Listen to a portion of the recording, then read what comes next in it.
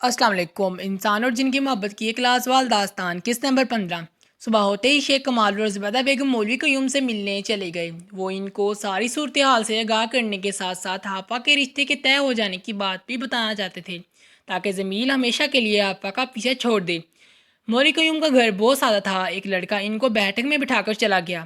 تھوڑی دیر بعد مولوی قیوم کمرے میں داخل ہوئے۔ شیخ صاحب خیریت تو ہے؟ اتنی صبح انہوں نے شیخ کمال سے مصافحہ کرتے ہوئے پوچھا۔ جی مولوی صاحب، خیریت نہیں ہے، آپ کا کھینچا ہوا سار ختم ہو گیا ہے۔ پھر ساری بات سے ان کو آگاہ کیا۔ یہ تو بہت برا ہوا، میں چاہتا تھا کہ مجھے اس مسئلے کو حل کرنے کے لیے کچھ وقت مل جاتا لے چلیں کوئی بات نہیں، جیسا اللہ بہتر کرے۔ یہ مٹھائی کس کے لیے ہے؟ انہوں نے سامنے ٹیبل پر پڑی مٹھائی کے ڈبے کو دیکھ کر پوچھا تھا۔ مولوی صاحب، ہم نے کل حیفا کا رشتہ طے کر دیا ہے، اس کے پھپھو کے بیٹے کے ساتھ۔ آپ ان دونوں کے حق میں دعا کیجیے گا۔ اس کے سوال کا جواب زبیدہ بیگم نے دیا۔ حفا بیٹ کا رشتہ بہت مبارک ہو، ویسے رشتہ طے کرتے بچوں کی مرضی بھی معلوم کر لینی چاہیے، یہی میرے اللہ کا فرمان ہے۔ آپ کو کچھ وقت انتظار کرنا چاہیے تھا، پہلے زمیل کا والا مسئلہ حل ہو دینے دیتے۔ بچوں کے ساتھ زور زبردستی کا انجام اچھا نہیں ہوتا ہے، مگر خیر جو اللہ کو منظور۔ انہوں نے افسردہ سے لہجے میں کہا۔ حفا کی زمیل کے لیے شدید محبت کو دیکھ کر چکے تھے، تبھی یہ بات بول رہے تھے۔ ان کو یہ بھی معلوم تھا کہ یقیناً حفا کا رشتہ زور زبردستی سے جوڑا گیا ہے۔ مولوی صاحب کی بات سن کر زبیدہ بیگم کچھ بولنے ہی والی تھی، تبھی شیخ کمال نے ان کا ہاتھ پکڑ کر چپ رہنے کا اشارہ کیا۔ جی بالکل مولوی صاحب، آپ نے بجا فرمایا ہے، اب اس مسئلے کا حل بتائیں، ہم کیا کریں، زمیل کو کیسے روکیں؟ انہوں نے پوچھا۔ آپ لوگ زمیل کی فکر مت کریں، 1 یا 2 دن تک اس کا انتظام ہو جائے گا، امید ہے وہ دوبارہ پھر کبھی آپ کے گھر کا رخ نہیں کرے گا، ہم یہ مسئلہ حل کر لیں گے، باقی جو اللہ کو منظور۔ انہوں نے کہا۔ مولوی صاحب، ایک اور گزارش تھی جو آپ سے کرنی تھی، شیخ کمال نے ان کی طرف دیکھ کر کہا۔ جی شیخ صاحب بتائیں، میں اور کیا مدد کر سکتا ہوں؟ انہوں نے پوچھا۔ ہم چاہتے ہیں کہ حفا کا نکاح آپ پڑھائیں، اگلے جمعے کو عصر کی بعد اس کا نکاح ہے۔ انہوں نے چائے کا کپ اٹھاتے ہوئے کہا۔ میرا آنا تو مشکل ہے شیخ صاحب، کیونکہ میری پوتی کا نکاح بھی اگلے جمعے کو ہی ہے۔ میں کوشش کروں گا، اگر وقت مل گیا تو ضرور حفا بیٹی کا نکاح بھی پڑھاؤں گا۔ یہ کہتے ہوئے نہ جانے کیوں ان کو جمیل کی بات یاد آ گئی، جو چاہتا تھا کہ مولوی صاحب اس کا نکاح حفا سے پڑھوائیں۔ چائے پینے کے بعد شیخ کمال اور زبیدہ بیگم نے مولوی قیوم سے چائے جانے کی اجازت چاہی۔ مولوی قیوم کو کچھ بھی ٹھیک نہیں لگ رہا تھا۔ ان کو محسوس ہو رہا تھا کہ کچھ ایسا ہے جو بہت برا ہونے جا رہا ہے۔ شاید قدرت ان کی پلاننگ پر ہنس رہی تھی کہ ان لوگوں کو کیا معلوم کیا ہونے والا تھا۔ کچھ ایسا ہو جا رہا تھا جو سب کے لیے بہت ہی غیر متوقع تھا۔ حافظ صبح سے آشو کو رویے سے پریشان تھی، وہ مسلسل اسے عجیب سے انداز میں دیکھ رہی تھی۔ اب بھی آشو سامنے بیڈ پر بیٹھی حافظ کو ہی دیکھ رہی تھی۔ آشو، کیا مسئلہ ہے؟ کیوں مجھے ایسے گھور کر دیکھ رہی ہو؟ اگر کوئی بات ہے تو مجھے بتاؤ، اس نے کپڑے الماری میں رکھتے ہوئے پوچھا۔ پیچھے مڑ کر کہا۔ آپ ہی تم زمیل سے کتنی محبت کرتی ہو، کیا کر سکتی ہو اس کی خاطر؟ وہ اس کے قریب آ کر بولی تھی۔ تم تو میری اور زمیل کی محبت کے خلاف ہو، پھر یہ بات کیوں پوچھ رہی ہو؟ اس نے آشو کی طرف دیکھ کر کہا۔ حفا، جب تم کو زمیل سے محبت ہے تو یہ گلے میں پہنا ہوا تعویذ اتار کیوں نہیں دیتی ہو تاکہ وہ یہاں تمہارے پاس آ جائے؟ وہ اب بالکل اس کے سامنے تھی۔ تم کو کیا مسئلہ ہے اس تعویذ سے؟ وقت آنے پر اتار دوں گی، وہ اس کے پاس سے گزرتے ہوئے بولی تھی۔ میں تم سے کیا کہہ رہی ہوں آپا، یہ تعویذ گلے سے اتار دو، اس نے بلند آواز میں کہا۔ حیفا جو کمرے سے باہر جانے والی تھی، آشو کی ایسی آواز پر واپس پلٹی اور آشو کا چہرہ دیکھ کر حیران رہ گئی۔ یہ آشو تو نہیں تھی، اس کا چہرہ خطرناک حد تک سیاہ پڑ چکا تھا اور دھیرے دھیرے قدم اٹھاتی حافظ کی طرف چلی آ رہی تھی۔ میں نے تم سے کیا کہا ہے، تم نے سنا نہیں؟ اس نے خوف آواز سے دوبارہ اپنی بات دہرائی۔ آشو، یہ تم کو کیا ہو گیا ہے؟ کون ہو تم؟ یہ میری آشو نہیں ہے، اس نے ڈرتے ہوئے کہا۔ تبھی آشو کے جسم کو ایک زوردار جھٹکا لگا اور بے ہوش ہو کر فرش پر گر گئی۔ حافظ بھاگ کر اس کے پاس گئی۔ آشو، میری پیاری بہن، کیا ہوا ہے؟ اپنی آنکھیں کھولو۔ دونوں ہاتھوں سے اس کے چہرے کو اپنے ہاتھوں میں لے کر اس کو جگانے کی کوشش کرنے لگی۔ تبھی اسے اپنے پیچھے کسی کے موجودگی کا احساس ہوا۔ اس نے پیچھے مڑ کر دیکھا تو خوف سے اس کی چیخ نکل گئی۔ سیاہ لباس میں ملبوس وہ شخص انتہائی خوفناک چہرے لیے اس کے سامنے کھڑا تھا۔ سیاہ چہرہ جس پر سرخ انگارہ آنکھیں جن سے آگ نکل رہی تھی۔ یہ تعویذ اپنے گلے سے اتار دو ورنہ تمہارا انجام اچھا نہیں ہوگا، وہ غصے سے گرایا تھا۔ نہیں، میں یہ تعویذ بالکل نہیں اتاروں گی، اس نے خوف زدہ ہوتے ہوئے کہا۔ تو ٹھیک ہے، پھر اپنے انجام کو تیار ہو جا، اتنا کہہ کر کمور نے اپنا ہاتھ فضا میں بلند کیا اور کمرے میں کتنے ہی گدھ نما پرندے نمودار ہو گئے اور حفا کی طرف بڑھنے لگے۔ حفا خوف کے مارے دھیرے دھیرے پیچھے ہٹ رہی تھی اور دل ہی دل میں اللہ سے مدد مانگ رہی تھی۔ یا اللہ میری مدد فرما۔ پھر اس نے اونچی آواز میں زمیل کو پکارا تھا، حالانکہ وہ جانتی تھی کہ زمیل پر حصار کھینچا ہے، مگر ساتھ ہی وہ اس بات سے بھی بے خبر تھی کہ کل رات وہ حصار ٹوٹ چکا ہے۔ اس سے پہلے وہ گدھ نما پرندہ اس پر حملہ کرتے، اس نے ڈر کے مارے آنکھیں بند کر لیں اور پھر اگلے ہی لمحے کمرے میں یوں لگا جیسے کسی نے کوئی چیز اٹھا کر پھینکی ہو۔ اس نے ڈرتے ہوئے اپنی آنکھیں کھولیں تو کمرے کا منظر دیکھ کر حیران رہ گئی۔ وہ گدھ نما پرندے جو اس پر حملہ کرنے لگے تھے وہ اب آگ کے شعلوں میں جل رہے تھے۔ زمیل نے ایک ہی وار میں ان کا خاتمہ کر دیا تھا۔ اس نے آنسو بھری آنکھوں سے زمیل کو دیکھ کر اللہ کا شکر ادا کیا جس نے اس کی مدد کے لیے اس کو بھیجا تھا۔ واہ بہت خوب، تمہاری موت تم کو یہاں کھینچ ہی لائی، زمیل کمور نے کہکا لگاتے ہوئے کہا۔ میری نہیں کمور، تمہاری موت نے تم کو یہاں بلایا ہے۔ یہ کہہ کر زمیل نے اپنا دایاں ہاتھ فضا میں بلند کیا تو دیکھتے ہی دیکھتے کتنے ہی سیاہ پرندے کمرے میں جمع ہو کر کمور کی طرف بڑھنے لگے۔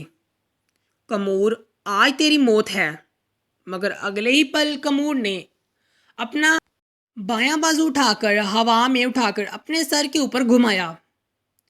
اس کی طرف بڑھتے ہوئے سیاہ پرندے وہیں ہوا میں ساکت ہو گئے تھے۔ تم کمور کو کیا سمجھتے ہو؟ میں ایسے ہی عزازیل کا خاص چیلا نہیں ہوں۔ یہ کہہ کر اس نے آگ کا گولا حافا کی طرف پھینکا۔ حافا ڈر کے بھاگی تو جلد بازی میں کمرے میں رکھی کرسی سے ٹکرا کر فرش پر گرتے ہوئے اس کا سر ڈریسنگ ٹیبل کے کونے میں جا کر لگا، جس سے اس کے ماتھے پر چوٹ لگ گئی اور خون ماتھے سے ہوا سرخ لکیر کی صورت اس کے چہرے پر پھیل گیا۔ زمیل نے اس آگ کے گولے کو راستے میں ہی روک دیا اور جلدی سے حافا کے پاس گیا۔ حافا تم ٹھیک ہو؟ زیادہ چوٹ تو نہیں لگی؟ اس نے حافا کا ہاتھ تھام کر پوچھا۔ میں ٹھیک ہوں، یہ کہتے ہوئے حافا کی آنکھیں بند ہونے لگی۔ زخم زیادہ گہرا نہیں تھا، مگر حافا کا خون دیکھ کر غصے سے زمیل کی آنکھیں آگ برسنے لگی۔ اب وہ اپنے اصلی روپ میں آ چکا تھا اور اس کے پورے وجود سے آگ نکل رہی تھی۔ حافا نے ایک بار پھر آنکھیں کھول کر زمیل کو دیکھا۔ آج اس نے زمیل کا اصل روپ بھی دیکھ لیا تھا۔ زمیل نے مڑ کر حافا کو دیکھا، مگر اس سے پہلے وہ دوبارہ حافا کو دیکھتا کمور اس کے سامنے آ کر کھڑا ہو گیا۔ اب کمرے میں دو طاقتور جن زادے اپنی اپنی طاقت کا مظاہرہ کر رہے تھے۔ آگ کے شعلوں میں لپٹا زمیل کا وجود دیکھ کر حافا اگلے ہی لمحے بے ہوش ہو چکی تھی۔ تم کیا سمجھتے ہو مجھے ہرانا اتنا آسان ہے؟ یہ کہتے ہوئے کمور نے ایک آگ کا گولا زمیل کی طرف پھینکا جو زمیل تک پہنچنے سے پہلے ہی راکھ میں بدل گیا۔ کمور اپنی ہار مان لو ورنہ آج یہاں تم کو بھسم کر دوں گا۔ تمہارے جیسے شیطانوں کی موت ہی میری جیت ہے۔ یہ کہہ کر زمیل نے اپنا سیاہ پرندوں کو پھر سے متحرک کر دیا جن کو کمور نے ساکت کیا تھا۔ کمور نے پھر سے گدما پرندہ ظاہر کیے جن کو زمیل نے آگ کے ایک ہی گولے سے جلا کر راکھ کر دیا۔ سیاہ پرندے اب کمور کا گھیرا کیے ہوئے تھے۔ وہ اسے بچنے کی ہر ممکن کوشش کر رہا تھا۔ اتنے میں کہوت بھی وہاں پہنچ چکا تھا۔ پورا کمرہ کسی میدان جنگ کا منظر پیش کر رہا تھا۔ وہ زمیل کے پاس آیا۔ یہ سب کیا ہو رہا ہے؟ تم ٹھیک تو ہو؟ زمیل اس نے پوچھا اور سامنے پرندوں میں گھیرے کمور کو دیکھا۔ ہاں میں ٹھیک ہوں۔ یہ کمور حافا کو نقصان پہنچانے آیا تھا، مگر شکر ہے میں ٹھیک وقت پر یہاں آ گیا اور حافا کو دیکھنے لگا۔ وہ اب تک بے ہوش تھی۔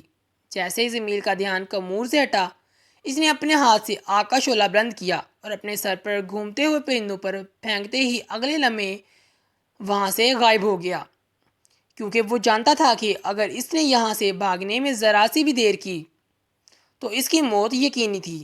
جمیل نے حفا اور کہوت نے آشو کو بیڈ پر لٹا دیا اور خود کہوت کمور کے پیچھے چلا گیا۔ وہ اس کو ہوش میں لانے کی کوشش کرنے لگا۔ حافا نے دھیرے سے اپنی آنکھیں کھول لیں۔ جمیل اب پھر سے پہلے والا ہے خوبصورت روم میں تھا۔ حافا، تم ٹھیک تو ہو نا؟ زیادہ چوٹ تو نہیں آئی؟ اس نے اسے آنکھیں کھولتے دیکھ کر پوچھا اور رومال سے اس کا زخم صاف کرنے لگا۔ میں ٹھیک ہوں، تم آگے جمیل؟ اس نے ہاتھ بڑھا کر جمیل کا چہرہ چھو کر اس کی موجودگی کو محسوس کیا کہ کہیں وہ کوئی خواب تو نہیں دیکھ رہی۔ اس نے سر اٹھا کر پورے کمرے میں نظر دوڑائی۔ ابھی چند لمحے پہلے جو کمرہ میدان جنگ لگ رہا تھا، اب وہاں کوئی نشان نہیں تھا، جیسے یہاں کچھ ہوا ہی نہیں۔ اس نے ساتھ والے بیڈ پر لیٹی آشو پر نظر ڈالی، جو جلدی سے اٹھ کر اس کے پاس گئی۔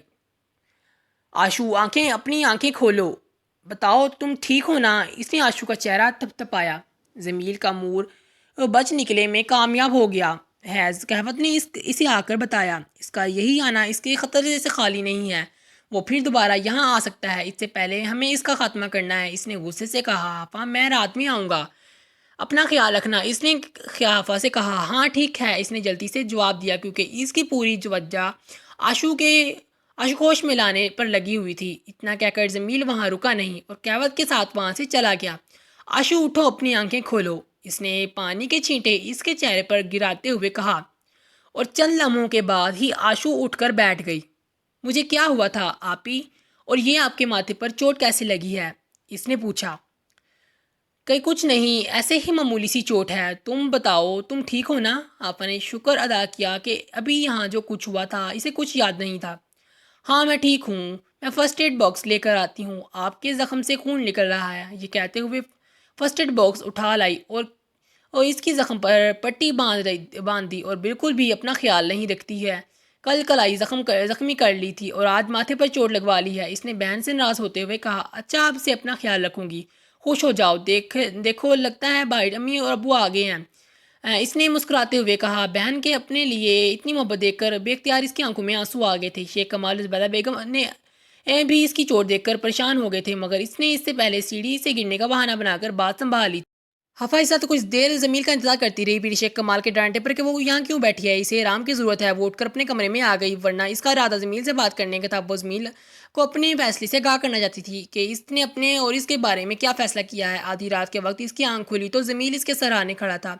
وہ جلدی سے اٹھ کر بیٹھ گئی۔ جمیل، میں کب سے تمہارا انتظار کر رہی تھی، اچھا ہوا تم آ گئے۔ اس نے اسے دیکھ کر مسکراتے ہوئے کہا، میں جانتا ہوں کہ تم میرے منتظر ہوگی، اس لیے تم سے ملنے چلا آیا ہوں۔ اس نے کہا، جمیل تم نے کہا تھا کہ تم مجھے اپنی دنیا میں لے جاؤ گے، پلیز جمیل مجھے یہاں سے لے جاؤ، ورنہ تمہاری آپا تمہارے بنا مر جائے گی۔ یہ کہتے ہوئے اس کی آنکھوں میں نمی اتر آئی تھی۔ فکر کیوں کرتی ہو، بس آج کی رات گزر جانے دو، کل رات میں تم کو ہمیشہ ہمیشہ کے لیے یہاں سے لے کر چلا جاؤں گا۔ آج رات میں ان لوگوں کا خاتمہ کر لوں جنہوں نے میری آپا کو تکلیف دی ہے۔ اور اس کے ماتھے کے ہاتھ رکھتے ہوئے بولا تھا، تم سچ کہہ رہے ہو نا، کل تم مجھے یہاں سے لے جاؤ گے؟ اس نے خوشی ہوتے ہوئے کہا، ہاں اب زیادہ خود کو مت الجھاؤ، مجھے اپنے دشمنوں کا خاتمہ کرنے جانا ہے، اب تم اپنی آنکھیں بند کرو اور سو جاؤ۔ اس نے آگے بڑھ کر اس کے ماتھے پر بوسہ دیا۔ آپا نے مسکرا کر اسے دیکھا اور اپنی آنکھیں بند کر لیں، اور یہ کہہ کر وہاں سے غائب ہو گیا۔ آپا کو سلا کر آنے کے بعد اب جمیل چھت پر آ گیا تھا۔ وہ جانتا تھا کہ کمور پھر پلٹ کر وار کرے گا، وہ اس سے بات کرنا چاہتا تھا، تبھی اس کو اپنے پیچھے کسی کی موجودگی کا احساس ہوا۔ مجھے معلوم تھا آج تم دوبارہ پھر یہاں آؤ گے، سوچا تھا تم سے یہی بار بات کر لی جائے۔ کامور نے اس کے سامنے آ کر کہا، مجھے بھی تم سے بات کرنی ہے، تمہاری دشمنی میرے ساتھ ہے، مگر تم نے اس میں آپا کو شامل کر کے اسے تکلیف پہنچا کر اچھا نہیں کیا۔ اس نے گھراتے ہوئے کہا، ہاں میں جانتا ہوں، مگر میں کیا کروں، میں مجبور ہوں، جس نے مجھے قید کیا ہوا ہے وہ چاہتا تھا کہ میں کسی نہ کسی طرح تم کو اپنے جال میں پھنسا کر میں اس کے پاس لے جاؤں، تو تم میری ساتھ ڈیل کر لو، میں یہاں دوبارہ کبھی نہیں آؤں گا۔ اس نے کہا، کیسی ڈیل، اور کون ہے وہ جو مجھ تک پہنچنا چاہتا ہے؟ اور اس نے کہا، میں تم کو اس انسان تک لے جاؤں گا، وہ مجھے آزاد کرے گا تو تم اسے ختم کر دینا، میں بھی اس سے قید سے آزاد ہو جاؤں گا اور پھر کبھی تمہارے راستے میں نہیں آؤں گا، اور تم بھی اپنی آپا کے ساتھ رہنا، مجھے اس سے کوئی سروکار نہیں، مجھے بس اپنی آزادی واپس چاہیے۔ کمور نے کہا، تمہاری ڈیل مجھے منظور ہے، ذرا میں بھی تو اس انسان کو دیکھوں جس نے تم جیسے شیطان کو اپنے قابو میں کیا ہوا ہے، یہ کہہ کر وہ دونوں وہاں سے قریب ہو کے جا رہی ہے۔ اگر آپ لوگوں نے اس قصے سے پہلے والی قسط نہیں پڑھی تو ڈسکرپشن میں اس کا لنک دے دیا گیا ہے۔ اگر ویڈیو پسند آئی تو ہمارے چینل کو لائک، سبسکرائب اینڈ شیئر ضرور کریں۔ تھینک یو سو مچ، اور انشاءاللہ کل نئی ویڈیو کے ساتھ پھر سے ملیں گے، تب تک ہمیں دے اجازت، اللہ حافظ، بائے بائے۔